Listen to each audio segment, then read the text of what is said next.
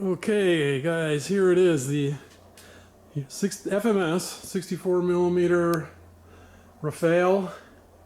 RAFALE, I don't know how you pronounce it exactly, but cool looking little jet.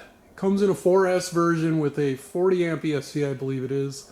I flew it quite a bit when I first got it. The first several hand launch attempts, I had a friend at the field hand launching it for me, and things didn't go very well. It kind of can be a hard situation to control. You don't know people's throwing arm or whatever. But anyway, I had it's had some incidents, but nothing where it was not still easily repaired and made flyable again. And at some point I will renew that whole fuselage. I would really like to repaint the entire machine to make it match the 80 millimeter, since I have that one as well, and I think it'd just be kind of cool looking to have a matching like little brother along with the big one. But anyway, for that reason, I was hand launching it, and it evidently had picked up a rock and nailed the impeller, so it was vibrating like crazy. So I'm like looking around, I pull the motor out and everything, and I realized, I had a 6S 64 millimeter that I had from a while ago that I was thinking about another project that I hadn't gotten to, and I also had a 60 amp ESC, which is what that motor requires. So I went ahead and installed them, and it managed to fit in there. It was a little bit more of a shoehorn job than the original one, and of course it weighs more. I think the original one was like 135 grams. And shoot, now I can't remember the exact weight of the new assembly, but obviously it's going to weigh a little bit more. So yeah, it does shoehorn in there. There's not much material between that fan and this vertical fin here. I mean, it's right, where is it? Here we go. Yeah, it would be right around in here, basically. But anyway, it fit. And then the next problem was, what about weight and balance? Is that going to work now with that heavier, being more tail heavy?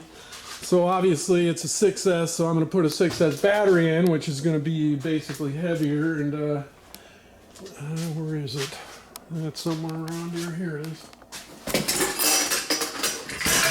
Sorry. Anyway, here's the battery I used in it. I went on and made sure this is the one that had good dimensions and about the right size, I felt, as far as capacity. And I've had pretty good luck with these batteries. I had one of them that was a problem. It was a 3600, I believe, 6S. These are high voltage packs. So if you want to get the full, potential of these, you need a high voltage capable charger. But anyway, the company's really good. I've gotten several batteries from them. One of them was bad, and they, had me send some pictures and stuff, and with the voltage readings and such, and they then no problem replaced the pack for me. So tip of the hat to the guys there over to SMC. But yeah, this is the battery that fit in there, no problem. Fits really well. There's actually a little bit of room. So, it fits. I put it right about here. You can see the mark I made. Kind of put it right about, it sits right about there, basically. And, shoot, there's a bunch more room in here, but if you really wanted to, you could probably stick an even heavier battery. If you could find one longer or whatever that would fit and not throw off the CG badly. So that's the length would be the limiting factor. But anyway, and you can see here, I like to put down the shelf liner and get rid of the Velcro. These straps I wasn't real happy about. They're kind of, I've always got a pet peeve. It's one of my things. I just don't like. They're bad. Any of these, I wish there was a better way than these damn straps. I just have to figure something out, but whatever. It's pretty common. So that's how that is. And then I like to use this E6000 to glue it down, because, and actually, if you don't have any shelf liner, you can just use E6000. Lay a bunch of strips down there. I learned that from the guys in the drone community, the racing drones. You just lay a bunch of strips of that stuff down, and it takes a while to cure, at least a day, I'd say, to fully cure. But Once it is, it's very grippy, kind of, you know, just very similar to shelf liner or even more grippy. You know, so that's what I used to glue the shelf liner in place. So just in case people were wondering. And as you can see, this thing has been completely stripped to make it as lightweight as possible. I did that right away. I didn't want the landing gear. Here you can see I removed the steering servo and the front landing gear, and obviously it has no landing gear at all. And what was the weight of the thing as it sits? Okay, so yeah, I finished weighing it, and it's coming in at 942 grams as it sits with the 6S in-runner and the 60 amp ESC. So here is, I got the receiver back a ways, and I did that when it was still 4S because I wanted to be able to get it to be more on the tail heavy side to give me that option if I wanted to make it more tail heavy. And I also kind of like putting the receiver kind of, if I can, I like to kind of bury it as opposed to putting it right up here in the front, you know, because if you get in a bad nose-in situation for any reason, your receiver is real likely to get damaged if it's up in this area. So, you know, sometimes it's unavoidable. And it's not like you're going to crash every time. It's not necessarily bad, but anyway. That's where that is, and it's been working. I'll probably, the next time I pull it out, I might move it forward a little, but I don't know. It's fine. On the ESC, you can't really see it, but I put a telemetry capable FR Sky. That's the gear I'd like to use. ESC in there, 60 amp, so it meets the condition. And it's a decent ESC, BL Heli, and you can hook it up to your USB on your PC and go in and tweak the parameters of it. And I'm probably going to look at it. I haven't even looked at where it's at. It's pretty much just at the default setup so far, I believe, but it's been working good. It's nice to have that ESC consumption number on your radio, you know, to tell you where you're at as far as your battery state of consumption. Obviously, I take all armaments, I strip it down to make it as clean and efficient as I can get it. I've got a little Velcro up here for a marker light blinking that I use once in a while. I want to put one of them exhaust burner deals on the back, but I'm not sure if one will fit because of the extra room or length of that inner runner goes back kind of far. But I ordered one that's kind of a ring type. Maybe that'll work in there. It wasn't very much money, so I'll see if that works and hopefully get it in there. Okay, just stop here a second, switch over.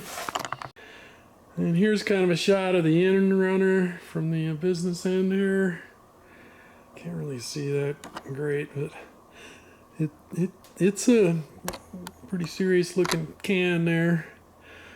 And it does stick back a bit farther. It looks like there's maybe an inch and a half between the back of the motor and the fuselage part of the empennage structure there of your bifurcated duct. So yeah, let me see if I can get another set up here real quick to show. Hold on. Okay, here we are. I got the old borescope, and we'll go on a journey of discovery. I already looked and I discovered something I wasn't paying attention to lately because I've been having so much fun flying this thing. But here, we'll go on a little journey. Here we go. I'm going to point. I'll try and it's a little awkward trying to hold all these things at once. But there's our 6S can. Here we go. Sticking out. Back. And then you can come there, you can see.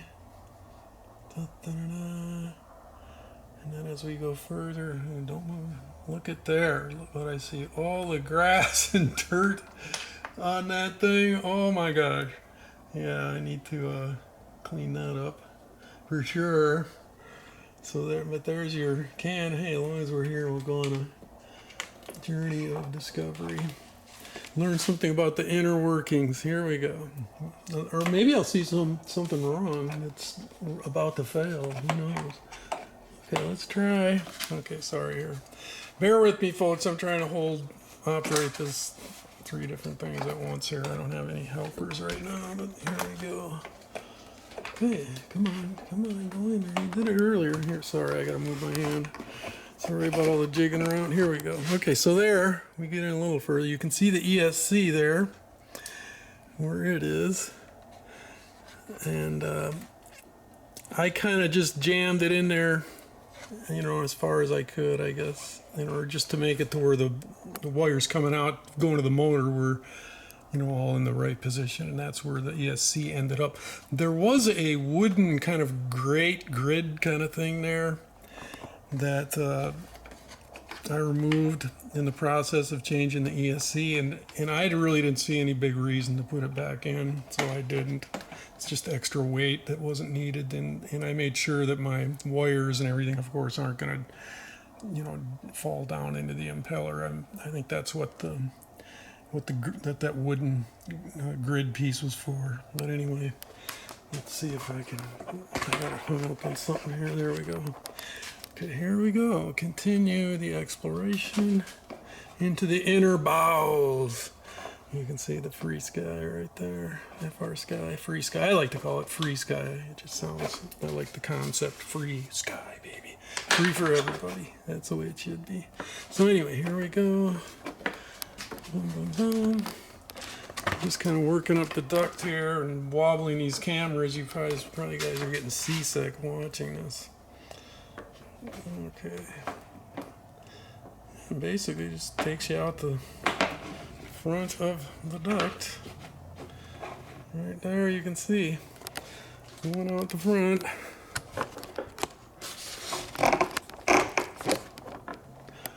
So yeah, that's not much more to see. It just will keep going and extend out the front, so we'll just slowly bring her back. Da, da, da, da. Withdraw. There's your spar.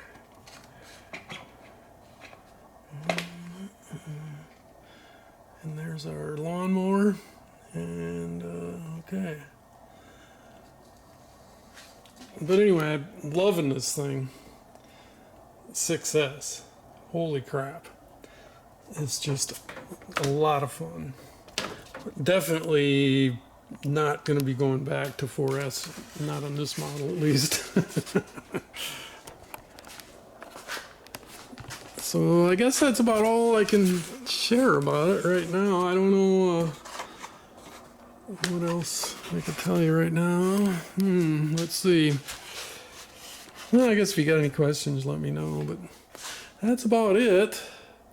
I think I said the empty weight, I measured it as, oh yeah, it's 946 grams with no battery with the 6S. So, and I did, I think it's coming in at about, I think it's topping out at about 85. You know, that's flat, straight level flying. I had a GPS with it the other day, and I downloaded the log file afterwards, and the top speed that it indicated was 103 mile an hour, 103.5. But I did have about I think there's about a 15 mile an hour wind. So, you know, you do the math. I mean, it's right up in that area, you know, 90 maybe even, you know. I'll try and get some more accurate readings, but I think that's pretty damn close. It's going to be about a 90 mile an hour flat. We'll see. It could, I mean, if you put the thing obviously in a shallow dive even or something like that, it can easily exceed 100 mile an hour, I'm sure of it. But that's how it's looking right now, but we'll see down the road if that is maybe I'm underestimating or undercalculating it. And I didn't really do a lot of, you know, very intensive full throttle. All, you know, he runs. This thing gets out of sight soon, and yeah, I don't want to lose it. So yeah, there you go.